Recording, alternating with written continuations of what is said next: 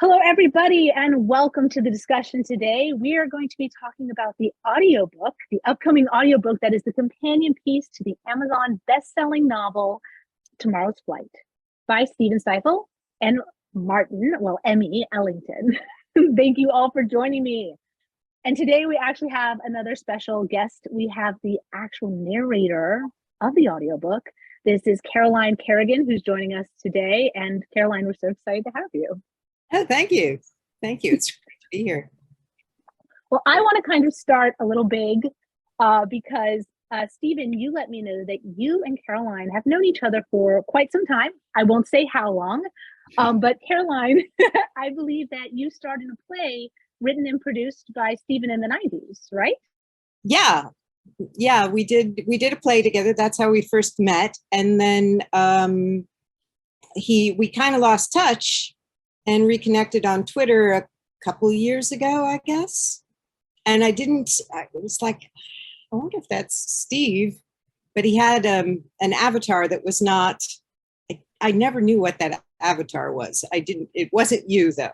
So I was like, it couldn't be the same guy. And then, sometime later, he kind of was like, is this the Caroline Carrigan? I was like, yeah, is that you? And, so we reconnected through screenwriter Twitter, because I'm a screenwriter too, partly thanks to Steve. I mean, in the sense that he was encouraging to me as an actor in terms of discussing, motivation, plot, stuff like that. And he was very complimentary about my understanding of that. So. I love that. I love that it brought you all back together all these, again, not saying how many years later. That's beautiful. Okay.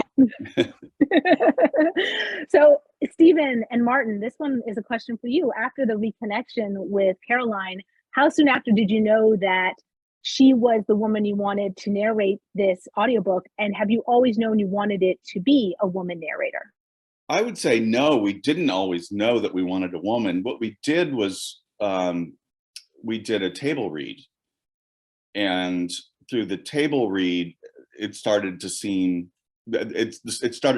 develop. And one of the strongest scenes in our pilot episode for Tomorrow's Flight is one that Caroline's character was in, and Caroline did such a great job that we wanted to use her in our book launch. And then it was a natural progression, and Martin and I kept seeing that we wanted to target the book away from the typical thriller, which is older male oriented. And we did have a British narrator in mind early on, and so I'd say we switched over. He's very good, but we wanted to emphasize the female aspect of the story. Brilliant. And I think Caroline would say that was a good move. Well, maybe. Oh no, so now I think we need to dive into the performance and the process side with that little comment, Stephen. Well, this was my first audiobook, and I had actually, after the reading, there's a really good scene between the character I was playing and, I was like, why don't we go out in the desert and shoot this little scene? And they were both like, I have a better idea. Why don't you narrate the audiobook? So I kind of got thrown into it, and I was like, you guys have to understand this is there's going to be a huge learning curve. And I think they appreciate now that there was, I do have equipment, but it was all like I plugged in my recorder, and I was like, I got to update this. And they're like, oh, that particular piece of equipment is obsolete, and we just stopped updating it 6 months ago. I went to go update my computer, and like, no, we don't take your kind anymore. And so the technical side was challenging. There's an audio program I had to learn that was very challenging. And and I'm old, so I'm like, I don't want to learn. I just want to do it. So it took me a while, but I wanted it to be really good for these guys because, I think it's a fun read. There's how many characters, guys? 24 speaking characters at least? At least. Significant roles even, and then a few minor roles. Yeah. Yeah. So up to 20 point of view characters. Yeah. Yeah.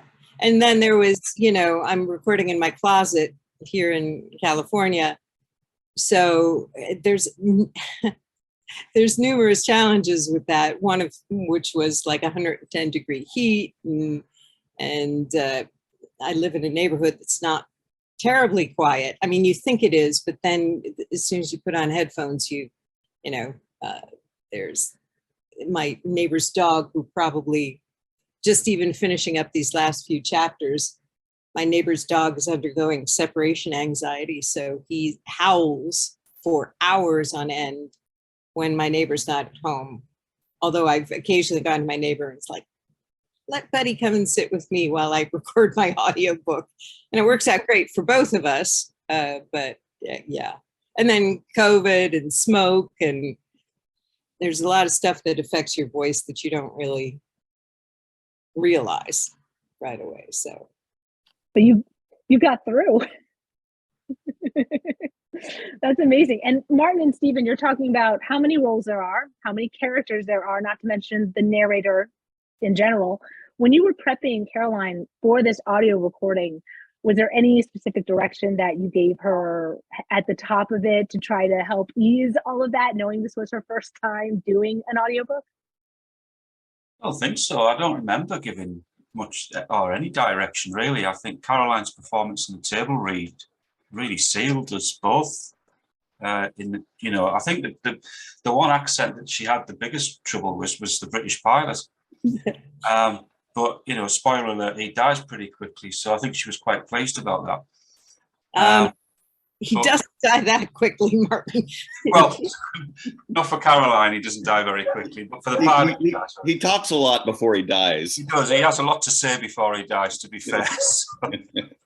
But no, I not really. No, Caroline would record a chapter, we would listen to it, and yeah, it was a pretty easy process because she is very good at it. So yeah. Caroline, would you say that was the hardest part for you in recording it? Was not the interstitials or the changing in characters, but the changes in accents?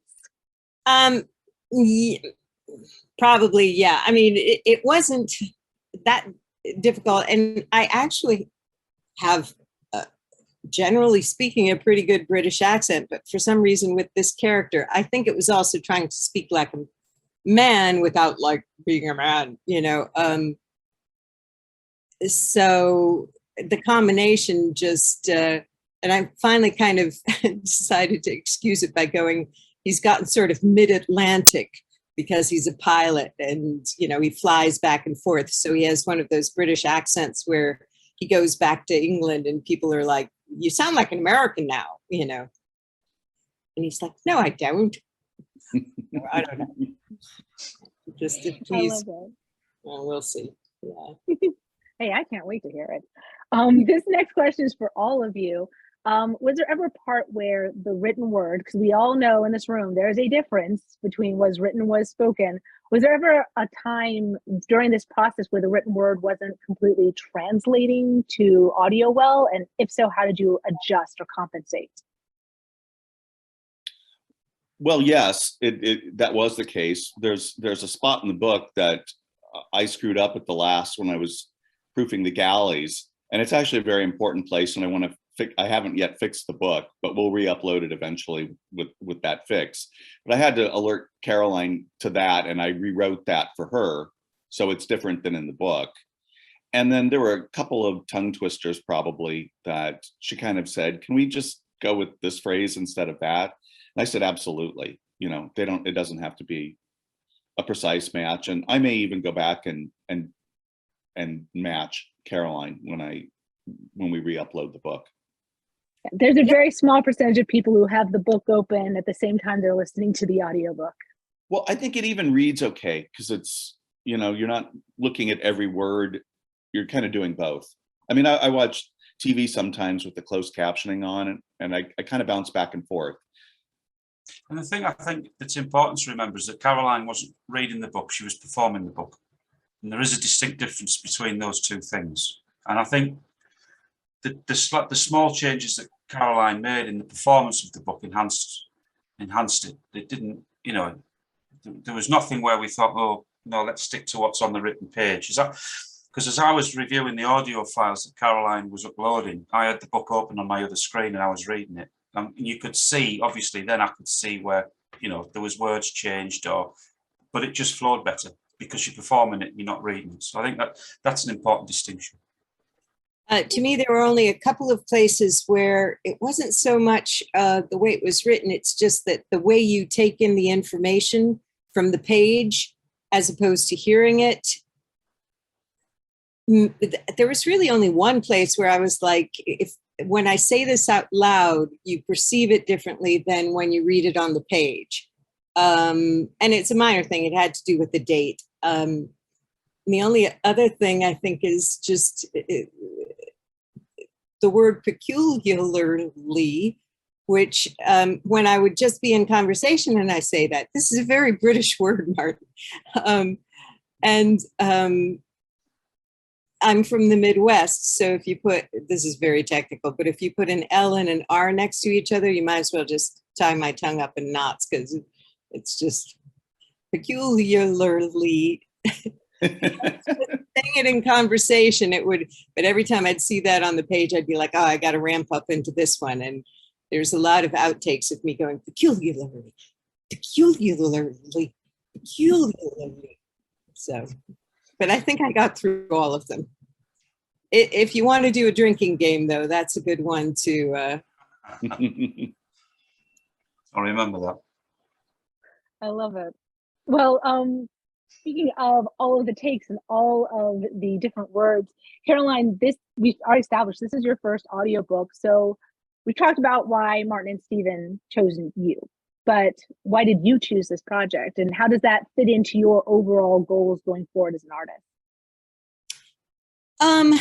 Well, I like the book. It's a lot of fun, and it's fun to read. There's places where, it's fun to read out loud. I enjoyed reading it. There's places of just beautiful description. I liked the tension of it.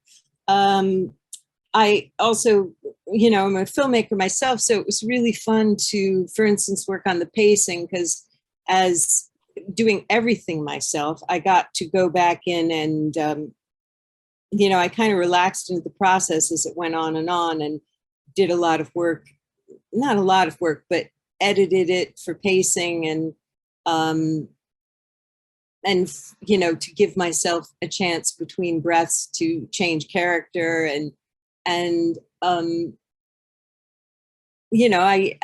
I would often record very late at night because of all of these conditions. So it was a little bit of a bedtime story to me, and I liked the process of ending a chapter and leaving people on like, what's going to happen next kind of thing.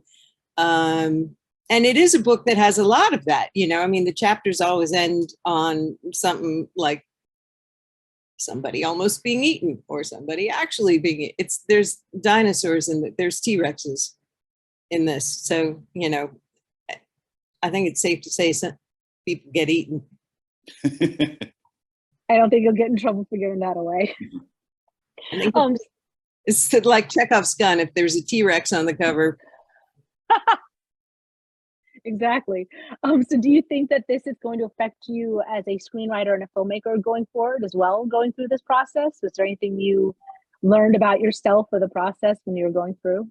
I think it's more one of the reasons I was curious about doing audiobooks is because I'm an actor, but I haven't been concentrating that much on that this year. And I was also looking for something just portable, a portable skill. And what I like as an artist about reading audiobooks is you can do it anywhere.